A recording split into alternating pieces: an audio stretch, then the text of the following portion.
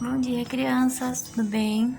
Hoje eu vim aqui para falar sobre perseverança novamente, mas sobre outra perspectiva, sobre a perspectiva da pessoa mais perseverante que já existiu, que é Jesus.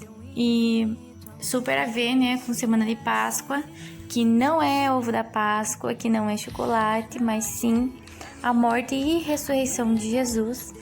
E falar sobre perseverança, falar sobre ressurreição é quase a mesma coisa, né? Porque como, né, que um Deus tão grande quanto o nosso, tão poderoso, tão glorioso, tomou por escolha própria, não por obrigação, descer do céu, deixar lá toda a sua glória para estar aqui sofrendo por nós e experimentando todas as dores que, se nós pudéssemos, nós evitávamos de sofrer, né? E eu queria dar enfoque principal, né, na toda a trajetória de Jesus, né? Que ele foi várias coisas, né? Tem vários adjetivos que a gente poderia dar a ele.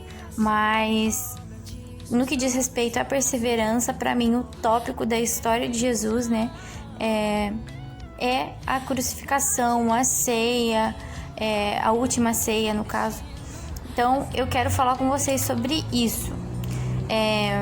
Jesus, aos 33 anos, inicia o seu ministério e ele sabe que precisa instruir pessoas, ensinar pessoas a fazerem as coisas de acordo com a vontade do Pai. E aí ele seleciona, né, 12 pessoas para caminhar com ele, que são chamados de 12 discípulos. E aí, claro, ele sabia, né, que diferente dele, né, Jesus 100% homem e 100% Deus, as pessoas com que ele convivia eram somente 100% homens, então com um coração falho, com atitudes falhas, com emoções vulneráveis, tudo isso também, né? O Senhor sentia, claro, todas as emoções enquanto estava aqui como humano, mas em momento algum ele pecou. E aí Jesus tinha, né, que dar um voto de confiança a essas 12 pessoas. E ele foi traído principalmente por 2 delas. E inclusive na quinta-feira o pastor Eberton esteve falando sobre isso, né? Sobre a diferença entre a traição de Pedro e Judas. E aí Jesus escolhe os 12. Dos 12, todos eles, né, fogem assim no momento em que Jesus mais precisava deles, né, no momento da crucificação. Ninguém está lá, mas duas pessoas o negam, né, que é Judas e Pedro. Judas vendeu Jesus porque ninguém conseguia dizer quem era Jesus, porque ele era uma pessoa muito comum, muito simples, e por tudo aquilo que ele fazia, por ele ser alguém com uma liderança nata, os reis que queriam prender ele, as pessoas que eram contra ele, sempre imaginavam ele uma pessoa extraordinariamente diferente dos outros, inclusive fisicamente. Mas fisicamente ele não era. E aí, o que acontece é que Judas o conhecia e o vendeu por dinheiro, né? E ganhou, se eu não me engano, são 30 moedas de prata. Não é um valor assim, uau, sabe? Se a gente fosse converter em reais, não dava muita coisa, tipo, para entregar o Salvador. E aí, depois disso, ele dá um beijo em Jesus e ele revela, né, que a pessoa que ele beijasse, desse um beijo, era o Cristo, era Jesus. E aí ele beija Jesus e assim ele o trai. E aí Jesus é preso, e aí Jesus vai a julgamento. E na hora ali que iam prender Jesus, Pedro tentou, sabe? Por emoção, assim, por impulso, ele tentou defender Jesus. porque ele ainda não entendia que era esse o objetivo de Jesus vir à Terra, que era morrer por nós. Então Pedro tira a espada e corta a orelha do soldado. E aí Jesus junta a orelha do soldado e coloca de novo, tipo, já vai preso fazendo milagre. E pouco antes, né, desse momento aí da traição, houve a ceia, onde estavam os 12 discípulos e Jesus escolheu lavar os pés dos 12, mostrando que ele estava aqui na terra para servir. E ele come o pão e toma o suco de uva junto com eles, e para dizer assim que eles têm comunhão, né, que uns com os outros e com Jesus. E ali ele revela que uma dessas pessoas vai trair ele, e nisso Judas sai. Mas eu fico pensando o porquê assim da perseverança, além da dor, né, que Jesus teve que suportar. Ele sabia desde o início com quem que ele estava lidando. Ele sabia desde o início que ele escolheu os 12, ele sabia que ele ia lidar com pessoas falhas, ele ia lidar com pessoas frágeis, ele ia lidar com pessoas inconstantes, com pessoas que não tinham o mesmo nível espiritual que ele. E por perseverança, ele continuou com essas pessoas e caminhou com elas. E caminhou tão próximo delas que ele teve comunhão real com elas, que ele as serviu, mesmo sabendo que eles não iam, tipo, continuar ali com Jesus. E ele sabia que era Judas que ia trair ele. E você acha que ele deixou de lavar o pé de Judas nesse momento de ceia? Você acha que ele não deu um pedaço de pão para Judas? Que ele não compartilhou o suco da uva com Judas?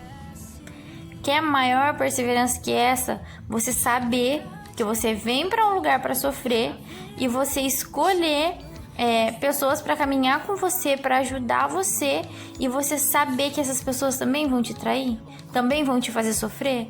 E ele não desistiu, né, de ensinar essas pessoas, mesmo acontecendo tudo isso, né? E aí, depois desse momento de ceia, Judas sai, entrega Jesus, e aí Jesus é preso, e aí Jesus é condenado, e aí a Bíblia relata onde Pedro estava, na espreita, assim, vendo Jesus de longe, e eles ficaram tanto tempo juntos que o jeito de falar, o jeito de andar, as atitudes dos discípulos eram todas iguais à de Jesus. Então as pessoas falavam: você andava com ele. E Pedro: não, eu nem sei de quem vocês estão falando, ia para outro lugar. Você é um deles. Não, eu não sou ninguém. E antes de amanhecer, né, durante essa madrugada, antes de Jesus falecer, foram 3 vezes que Pedro negou a Jesus, dizendo que não o conhecia, que não sabia quem ele era, que não tinha andado com ele. E eu acredito que tão triste quanto foi para Jesus, né? Foi decepcionante, né? Você ajudar alguém, ensinar ela tudo que você sabe, e essa pessoa dizer que não, você não ensinou nada, não, que nem te conhece. Mas também foi decepcionante para Pedro, porque não é fácil, né? A gente saber de uma verdade e saber que essa verdade, se compartilhada, pode gerar prejuízo. E ele não foi perseverante, né? E essa verdade e esse perigo continuam em nossas mãos.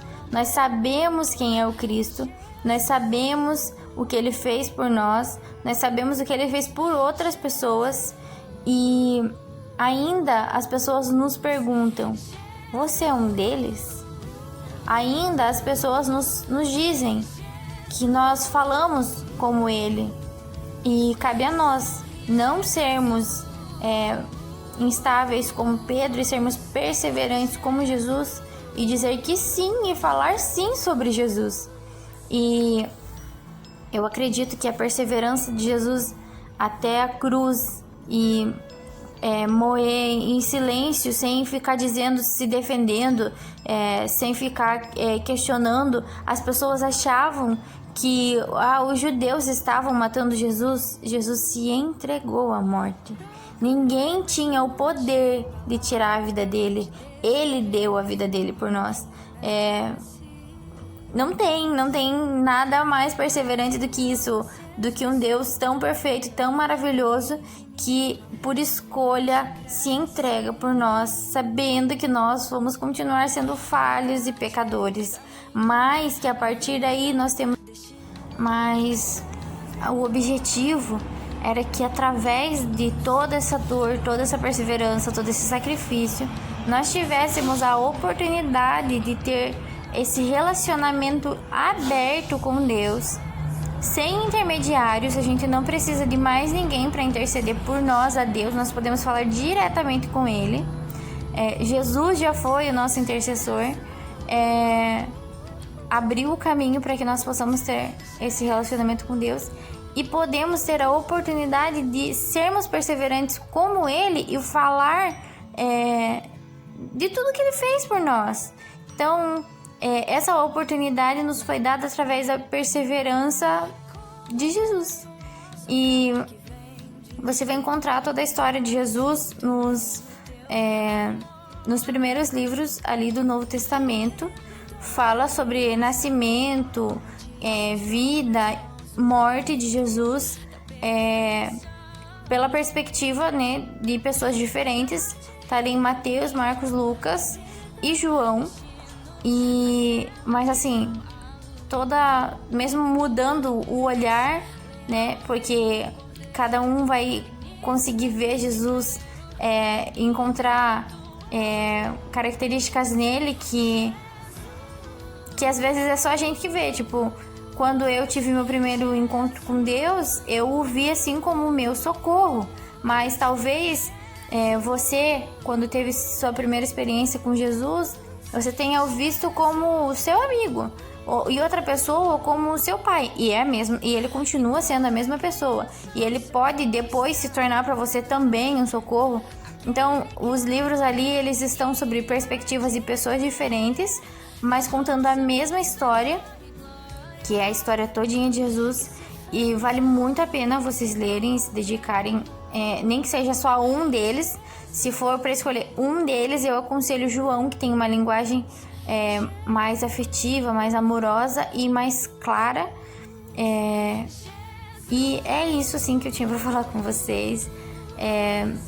Essa semana assim de Páscoa faz a gente refletir bastante sobre o quanto Deus é bom, perfeito e misericordioso, né? Para ter entregado seu filho e o seu filho ter se entregado por nós, né? Sabendo que nós ainda continuaríamos falhos. Então vamos ter, por exemplo, por meta, por referência, a perseverança de Jesus.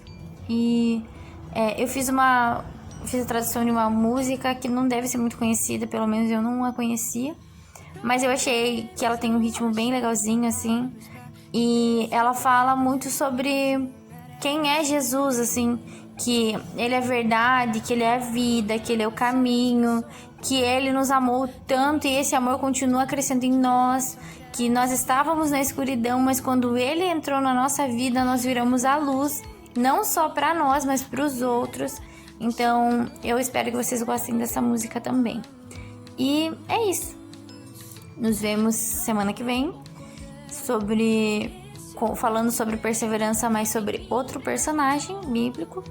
E espero que vocês tenham uma boa Páscoa. Deus abençoe. Saudades.